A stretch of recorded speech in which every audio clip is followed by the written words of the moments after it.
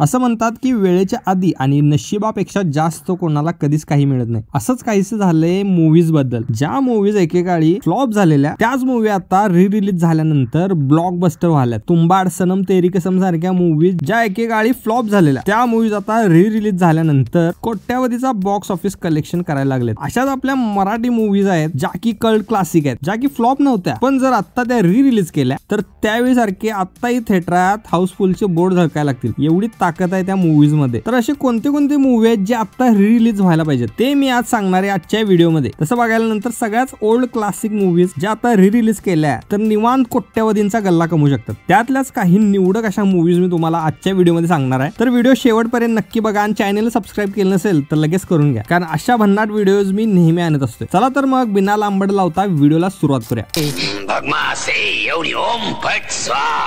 तर या आपल्या लिस्ट मधली पहिली मूवी आहे झपाटलेला. ओम भंगनी भागोदरी ओम भट स्वाहा असा म्हणणारा आपला तात्या विंचू सगळ्यांच्याच लक्षात आहे. लहान असताना आम्ही त्याला बघून घाबरायचो, पण आता असं वाटतंय की तो मूवी जर रिलीज झाला तर मी तर पहिला थिएटर मध्ये जाणार. झपाटलेला हा मूवी 1993 साली रिलीज झालेला. याचं डायरेक्शन केलेलं महेश कोठारे साहेबांनी आणि महेश कोठारेंसोबतच लक्ष्मीकांत बेर्डे, पूजा पवार, किशोरी आंबे, जयराम कुलकर्णी, विजय चव्हाण यांसारखी तगडी स्टारकास्ट पण या मूवी मध्ये होती. या मूवी मध्ये आपण बघतोय तात्या विंचूला जो की एक क्राईम लॉर्ड आहे, म्हणजे खुंकार गुंड आहे आणि त्यानं मृत्यूजय मंत्राचा वापर करून एका बाहुल्यामध्ये प्रवेश केलाय आणि त्या बाहुल्यामधून त्याला बाहेर पडायचं आहे आणि त्यासाठी तो शोधतोय एक शरीर आणि ते शरीर आहे लक्ष्याचं. आणि त्या शरीरात प्रवेश करण्यासाठी तो काय काय करतोय हे आपल्याला या मूवी मध्ये बघायला मिळालेलं. हा मूवी हॉरर कॉमेडी जॉनरचा होता. यामध्ये लक्ष्मीकांत बेर्डे यांची कॉमिक टायमिंग तर जबरदस्त होतीच, पण त्याचबरोबर या मूवीची स्टोरी पण हटके होती. या मूवीचे कॅरेक्टर्स पण जगावेगळे होते. बाबा चमत्कार, कुबड्या खवीस, तात्या विंचू अशी नावं आपण पहिल्यांदाच ऐकले असतील. 20 वर्षानंतर 2013 मध्ये त्याचा दुसरा पार्ट आलेला आणि मध्येच आलेल्या बातमीनुसार या वर्षी त्याचा तिसरा पार्ट पण येणार आहे. पण सगळ्यांचा जिव्हाळा आपला पहिल्या पार्टशीच आहे, कारण त्यामध्ये आपले ओजी लक्ष्मीकांत बेर्डे होते, ज्यांना आजही आपण मिस करतोय. जर हा मूवी रिलीज झाला तर मी तर पहिला जाणार बघायला.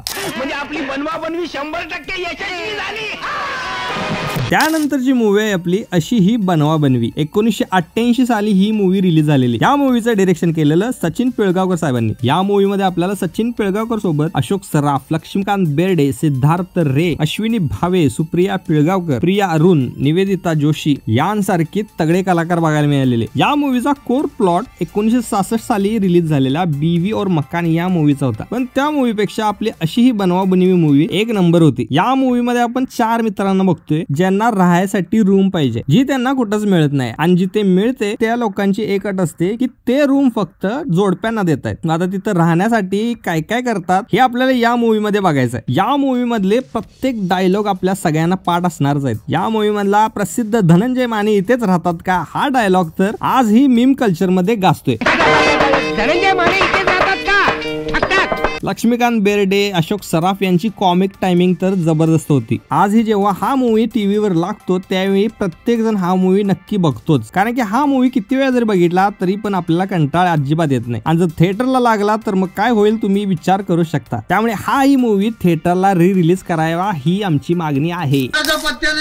म्हणजे आता इथनं मोहर तांदूळ पाकडायचं, ते शिजवायचं, मग आम्ही खायचं. त्यानंतरची आपली या लिस्ट मधली पुढची मूवी आहे असला नवरा नको ग बाई. हा मूवी तसा क्राईम ड्रामा मूवी होता जो की 1977 साली रिलीज झालेला. या मूवी मध्ये आपल्याला लिजेंड राजा गोसावी बघायला मिळालेले. सखाराम जो की सिटीमध्ये आलाय कामाच्या शोधात आणि ज्या दिवशी तो सिटीमध्ये आलेला असतो त्यावेळेस तिथे एक खून होतो आणि त्या मेलेल्या व्यक्ती सोबत असते एक मुलगी जिला पकडतात पोलीस आणि ती पोलिसांना सांगते की सखारामच माझा नवरा आहे आणि आम्ही दोघे जण मूवी बघायला गेलेलो. मग त्यानंतर काय काय घडतं हे तुम्हाला या मूवी मध्ये बघायचं आहे. या मूवी मधले पण डायलॉग एक नंबर आहेत. या मूवी मधला तो डायनिंग टेबलवरचा फेमस सीन आज सुद्धा मीम कल्चर मध्ये गाजतोय. राजा गोसावी एक लिजेंड कलाकार होते ज्यांनी खूप सारे मूवीज केलेले, त्यापैकी हा एक मूवी जो की कल्ट क्लासिक होता. हा ही मूवी जर रिलीज झाला तर मी नक्की बघायला जाईल.